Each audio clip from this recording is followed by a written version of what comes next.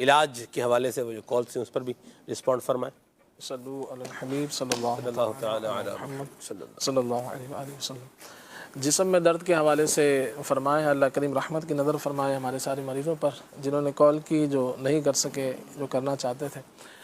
تو جسم میں درد کے لیے ایک بہت اچھا علاج ہے کہ دودھ کے اندر آپ ہلدی، مگر ہلدی جو عام طور سے بازار میں ملتی ہے تو کوشش کریں اگر اس کو بطور کسی مریض کو جیسے دوا کے استعمال کرنا ہے بطور دوا، اور تو پھر اس میں کوشش کریں کہ ثابت ہلدی آپ لے لیجئے، تو اس کو کوٹ لیجئے، پیس لیں، تو اس میں یہ ہوگا کہ آپ کو اس میں شک نہیں ہوگا کہ یہ خالص ہے یا اس میں کوئی ملاوٹ ہے، تاکہ مریض کو صحیح معنوں میں اللہ کی رحمت سے فائدہ ہو سکے۔ تو آدھی تقریباً چوتھائی چمچ کے لیں، کوارٹر ٹی اسپون جو ہے وہ گرم دودھ میں ڈال کے اس کو استعمال روزانہ کیجئے، انشاءاللہ اللہ نے چاہا تو فائدہ حاصل ہوگا۔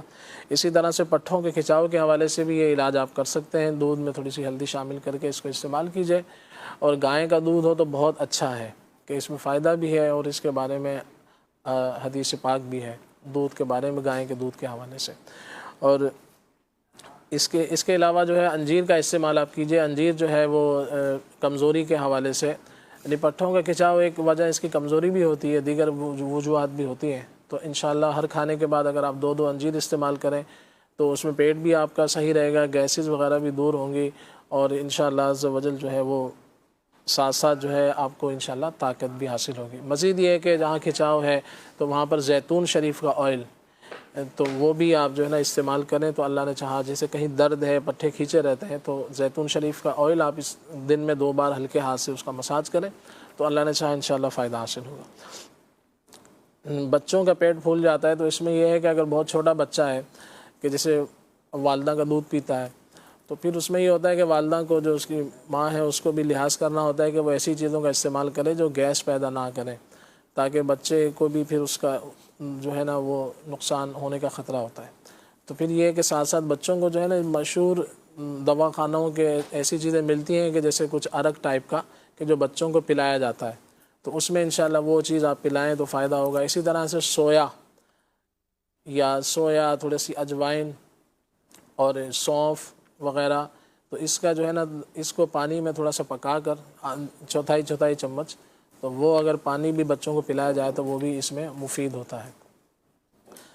اسی طرح سے بال جھڑنے کے حوالے سے پوچھا، تو بال جھڑنے کے لیے یہ ہے کہ آپ سب سے پہلے کھارے پانی کا اگر استعمال ہے تو اس کو روک دیجیے کہ اس سے بھی بال وغیرہ جھڑتے ہیں، اور اچھا آئل استعمال کریں۔ کھارے پانی سے بال سفید بھی ہو جاتے ہیں؟ بہت سارے نقصانات ہوتے ہیں، کیونکہ اس میں کھارے پانی میں کئی ایک چیزیں ہوتی ہیں کہ ظاہر بات ہے کہ وہ جہاں کھارا پانی مسلسل گرتا ہے، آپ نے دیکھا ہوگا وہ جگہیں بھی جو ہے نا متاثر ہو جاتی ہیں، کہ وہ اس غسل خانے میں آپ دیکھیں گے یا اس طرح کے وہ نل کو، پائپ کو دیکھیں گے تو وہ بھی متاثر ہوا ہوتا ہے، کہ وجہ کیا ہوتی ہے کہ بعض اوقات کہ وہ یہ بھی ایک وجہ ہوتی ہے کہ وہاں کھارا پانی ہوتا ہے، اس میں بہت سارے ایسے نمکیات ہوتے ہیں کہ جو چیزیں ہوتی ہیں کہ جو نقصان دہ ہوتی ہیں۔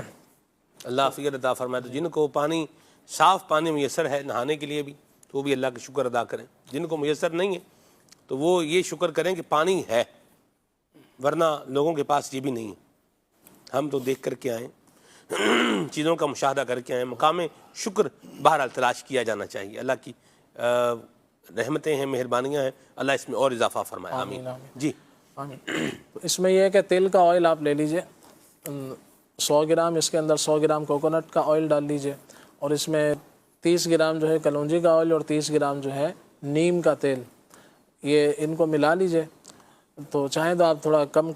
اس کو کوانٹٹی میں بنا لیجئے، تو ان کو مکس کر لیں اور پھر یہ بالوں میں لگایا جائے تو انشاءاللہ اس سے بال اچھے رہیں گے، اور جھڑنے کے حوالے سے بھی انشاءاللہ فائدہ حاصل ہوگا۔ 10 سال زکام ہے، 10 ماہ کا بچہ ہے یا 10 سال کا بچہ تھا، اس کا ذہن میں نہیں، 10 سال، تو اس میں ایسے بچوں کو جو ہے نا وہ سب سے پہلے تو کوئی ایسی چیزیں جو کھاتے ہیں باہر سے، کوئی پاپڑ وغیرہ یا غیر معیاری چیزیں جو استعمال کرتے ہیں، تو اس سے جو ہے پرہیز کروایا جائے تو وہ بھی اس حوالے سے مفید رہے گا۔ مزید یہ کہ شہد جو آپ کو اچھا معیاری مل سکے، جتنی آپ اپنی کوشش کے حساب سے، تو وہ جو ہے آپ لے کر جو ہے نا صبح و شام بچے کو استعمال کروائیں تو اللہ نے چاہا تو وہ بھی فائدہ ہوگا۔ یہ بھی ہو سکتا ہے کہ 1 پاؤ شہد لے لیجئے، اس میں 1 گرام زعفران یہ پیس کے آپ شامل کر لیں اور پھر انشاءاللہ یہ آپ صبح شام چٹائیں 2-3 ٹائم، تو اللہ نے چاہا تو انشاءاللہ اس سے بھی فائدہ حاصل ہوگا۔ خارش کے حوالے سے علاج پوچھا تھا، تو خارش کا یہ ہے کہ ایسی چیزوں کا استعمال نہ کیا جائے کہ جو خارش کو بڑھاتی ہیں، جیسے کہ بڑے کا گوشت ہے، تیز مرچ مسالے ہیں، یا خشکی والی چیزیں جو جسم میں خشکی پیدا کرتی ہیں، جیسے اور کافی ہے، چائے ہے، اسی طرح سے آلو سے بنی چیزیں اور فاسٹ فوڈ وغیرہ، اس سے پرہیز کیا جائے۔ اور اس کے لیے جس کو خارش ہے اس کو بھی آلو سے پرہیز کر دیں۔ ہاں، تو خشک والی چیزوں سے، جیسے پانی اگر کم پیتے ہیں تو اس سے بھی بعض اوقات ایسا ہوتا ہے، دودھ کا استعمال کیا جائے تو وہ مفید ہے۔ اس میں آپ یہ کر سکتے ہیں کہ اناب کے نام سے ایک جڑی بوٹی آتی ہے، بیر کی طرح ہوتے ہیں، گول گول چھوٹے چھوٹے لال سے، تو یہ اگر مختصر علاج کرنا ہے تو وہ یہی ہے کہ آپ یہ 8-10 دانے جیسے لے کر اس کو رات کو بھگو دیں اور صبح جو ہے اس کا پانی جو ہے وہ پی لیا جائے، تو یہ بہت بہترین چیز ہے، انشاءاللہ اس سے فائدہ حاصل ہوگا۔ پنجاب میں جو ہے نا وہ یہ ہمارے جو گاؤں دیہات میں جو ایک طریقہ کار ہوتا ہے، وہ جس کو خارش وغیرہ ہو یا دانے نکل آئیں، اسے کہتے ہیں کہ بھی اس کو نیم اور پھلا جو ہے نا وہ یہ اس کو نیم کے پتے اور پھلا ہی ایک درخت ہوتا ہے،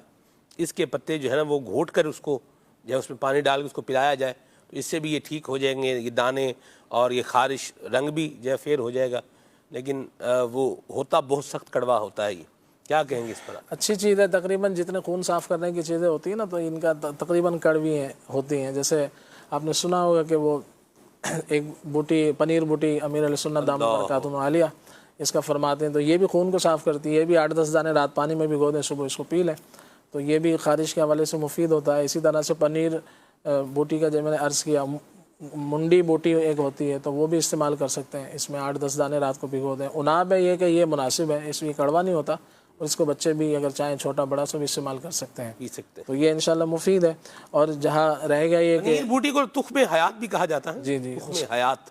جی جی یعنی زندگی کا بیج، پنیر بوٹی۔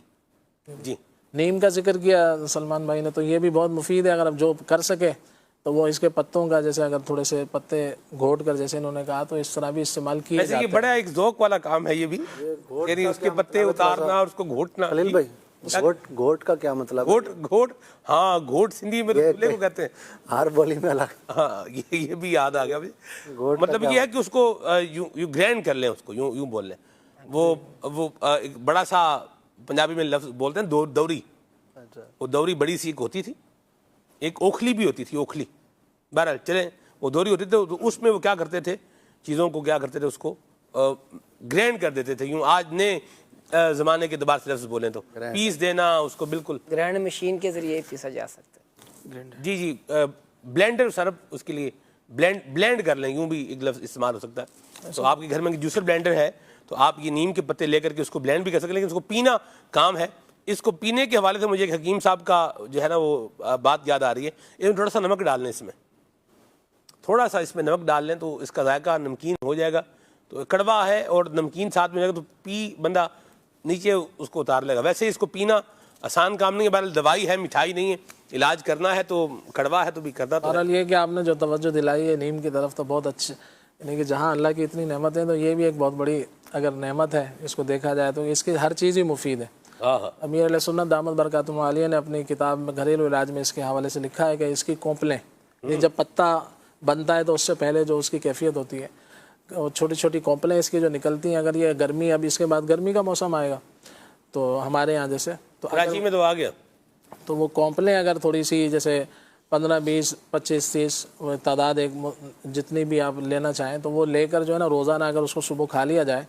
تو پھر گرمی دانوں سے بندے کو حفاظت رہتی ہے۔ تو نیم وہ ہے کہ یہ اگر آپ یوں نہیں کر سکتے ہیں تو اس کو پانی میں ابال لیں، اس کے پتوں کو، تو وہ بھی جو ہے نا استعمال میں آتا ہے کہ وہ اگر جراثیم کش ہوتا ہے تو اسی طرح سے اینٹی سیپٹک۔ جی اسی طرح سے یہ نیم ہے تو یہ اس کے چھاؤں بھی لکھا ہے کتابوں میں کہ اس کے چھاؤں میں بھی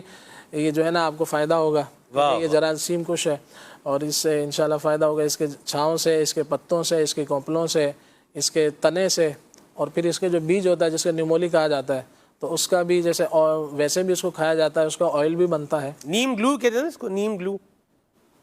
نیم گلو ایک لفظ سنا ہوا میں نے، ابھی ہے یا نہیں ہے کیا ہے تو آپ ہی بتائیں گے، یعنی اس کے وہ جو بیج، جی بیج ہوتے ہیں اس کے جو، تو وہ بھی اگر استعمال میں آتے ہیں، اس کے بیج نکال کر